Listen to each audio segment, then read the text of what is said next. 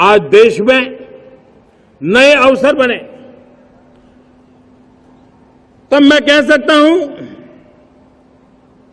दो चीजें और हुई जिसने विकास को एक गति दी है, विकास को एक नई छलांग दी है। और ये है, पहला है आधुनिक इंफ्रास्ट्रक्चर का निर्माण। हमने इंफ्रास्ट्रक्चर को आधुनिक बनाने की दिशा में बहुत बड़े कदम उठाए हैं। और दूसरी तरफ सामान्य मानव के जीवन में जो बाधाएं हैं, ईज ऑफ लिविंग का हमारा जो सपना है, उस पर भी हमने उतना ही बल दिया है।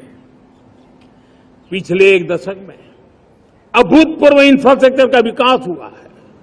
रेल हो, रोड हो, एयरपोर्ट हो, पोर्ट हो, ब्रॉडबैंड कनेक्टिविटी हो,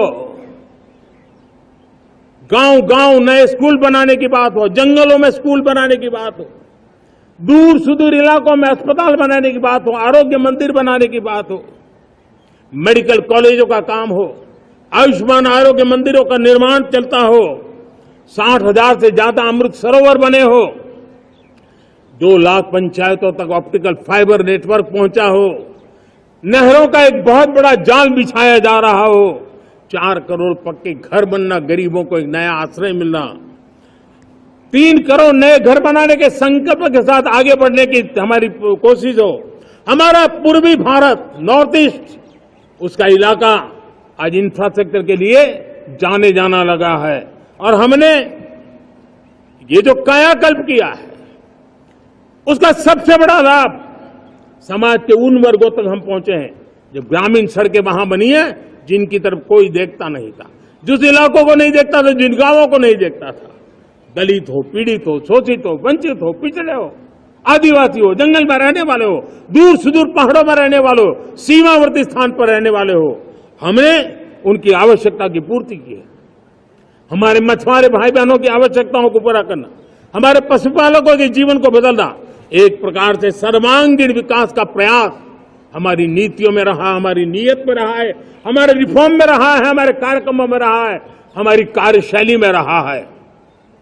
और उस सबसे बड़ा लाभ मेरे युवाओं को होता है। उनको नए नए अवसर मिलते हैं, नए नए क्षेत्र में कदम रखने का उसके लिए संभावनाएं बन जाती है। और वही तो सबसे ज्यादा रोजगार दे रहा है। और सबसे ज्यादा रोजगार प्राप्त करने का अवसर इन्हीं समय में उनको मिला है। हमारा जो मध्यम वर्गीय परिवार है, मध्यम वर्गीय परिवार को क्वालिटी ऑफ लाइफ, वो स्वाभाविक उसकी अपेक्षा रहती है। वो देश के लिए बहुत देता है, तो देश का भी दायित्व है कि उसकी जो क्वालिटी ऑफ लाइफ में जो उसकी अपेक्षाएं हैं, सरकार की कठिनाइयों से मुक्ति की उसकी जो अपेक्षाएं हैं, उसको पूर्ण करने के लिए हम निरंतर प्रयास करते हैं। और मैंने तो सपना देखा है कि 2047 जब विकसित भारत का सपना होगा, तो उसकी एक इकाई ये भी होगी कि सामान्य मानव के जीवन में सरकार की दखलें कम हो, जहां सरकार की जरूरत हो वहां अभाव न हो, और जहां सरकार की बेकारण प्रभाव भी न हो, इस प्रकार की व्यवस्था पर हम प्रतिबद्ध हैं। मेरे प्यारे देशवासियों, हम छोटी छोटी जरूरतों पर भी ध्यान देते हैं, हम छोटी छोटी आवश्यकताओं पर ध्यान देते हैं और उसको लेकर हम चलते हैं। चाहे हमारे गरीब का घर का चूल्हा जलता रहे, गरीब की मां को कभी आंसू पी करके सोना न पड़े, और इसके लिए मुफ्त इलाज की योजना हमारी चल रही है। बिजली, पानी, गैस अब सैचुरेशन के मूड पर है। और जब हम सैचुरेशन की बात करते हैं, वो 100% होता है। जब सैचुरेशन होता है तो उसको जातिवाद का रंग नहीं लगता है। जब सैचुरेशन होता है तो उसमें पांथिकता का रंग नहीं लगता है। जब सैचुरेशन का मंत्र होता है, तब सच्चे अर्थ में सबका साथ, सबका विकास का मंत्र साथ।